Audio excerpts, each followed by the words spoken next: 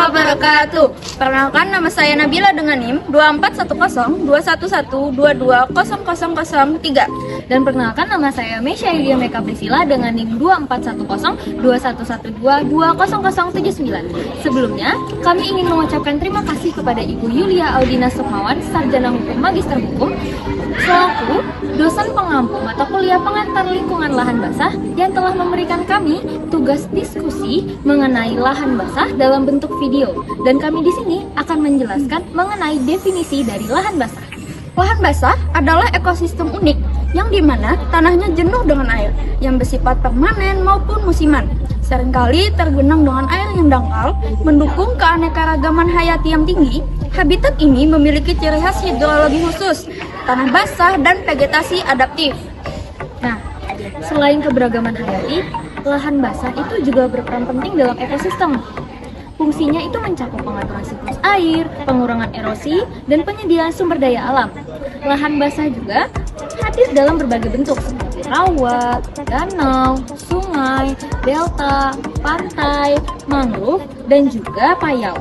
Masing-masing dari bentuk tersebut itu memiliki fungsi-fungsi yang berbeda.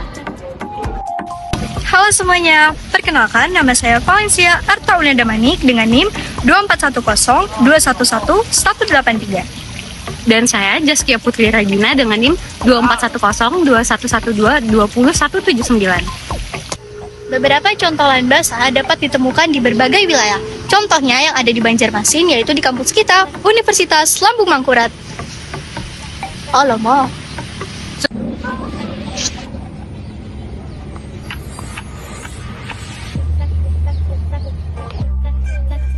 Di Indonesia, contoh lahan basah meliputi Danau Sentarum di Kalimantan Barat dan Rawa Tripa di Aceh. Saya Giana Syarahmanata dengan NIM 24102111220011. Ingin menjelaskan alasan mempelajari lahan basah, khususnya alasan mempelajarinya itu karena Kota Banjarmasin dikenal sebagai daerah yang didominasi oleh lahan basah. Sehingga tidak heran jika Universitas Lambung Mangkurat memiliki visi dan misi yang berfokus pada pengembangan serta pelestarian lahan basah.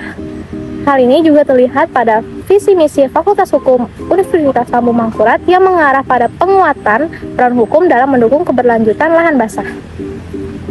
Baik, saya Kiziatun Kwagasima dengan NIM 24102112220228. Maka, kita sebagai mahasiswa memiliki tanggung jawab untuk ikut mengembangkan lahan basah yang ada di lingkungan kampus kita, khususnya di Universitas Lambung Mangkurat. Karena kita tidak hanya berperan sebagai akademisi, tapi juga sebagai pelindung dan pengelola lahan basah demi menjaga keberlanjutan Banjarmasin di masa depan. Terima kasih. Terima kasih. Halo, perkenalkan, nama saya Reva Fianur dengan NIM 24102112200087. Dan saya Hasan Ahmad Alia dengan NIM 24102111220026. Jadi di sini kami akan membahas apa sih pentingnya mempelajari lahan basah dalam konteks hukum.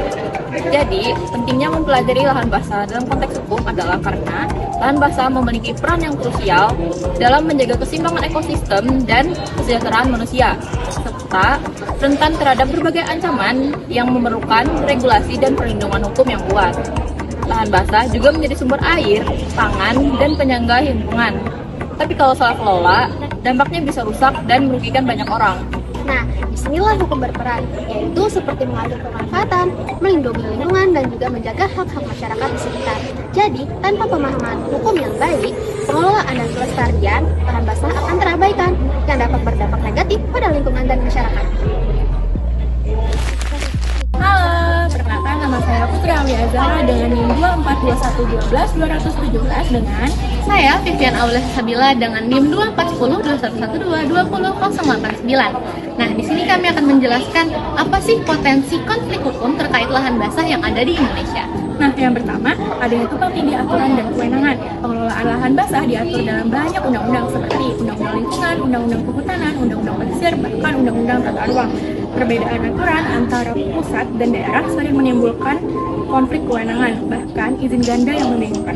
Yang kedua, benturan antara kepentingan ekonomi, konservasi, dan sosial. Lahan basah memiliki memiliki nilai ekonomi yang tinggi seperti sawit, tambak, dan infrastruktur, tetapi juga penting untuk konservasi dan kehidupan sosial masyarakat.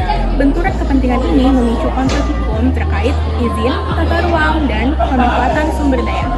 Yang ketiga adalah sengketa hak masyarakat adat atau lokal dengan negara atau perusahaan, di mana masyarakat lokal menggantungkan hidup mereka dari lahan basah.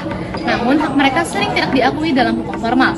Nah, lahan bisa dialihkan ke perusahaan melalui izin negara, sehingga menimbulkan sengketa agraria ataupun konflik sosial.